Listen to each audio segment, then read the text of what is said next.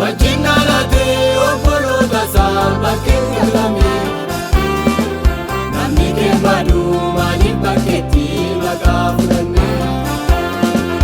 ol galchaan malee garbaasaa miti kan nu eegite maaloo hin taanu ijoollee hawaasaa kana uffatte nu haa ga'u barri saalphina nu deebisi maaloon deebina waaqa dhiifama nu haa ga'u. Mul'ata Yohaannis boqonnaa 22 lakkoofsa 12 irraa yaada jiruun dubbisaa kunoo an dafee nan dhufa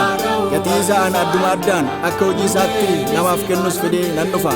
ani alfaadha omeegaadha isa duraati isa booddeeti isa jalqabaati isa dhumaatis jedhe yeroon ga'eera guyyaan xumurameera qalbii keechan geeddaradhaa yaada keechan deeffadhaa gara Waaqayyootti deebi'aa ilmi Waaqayyoo Yesuus hin dhufa ameen.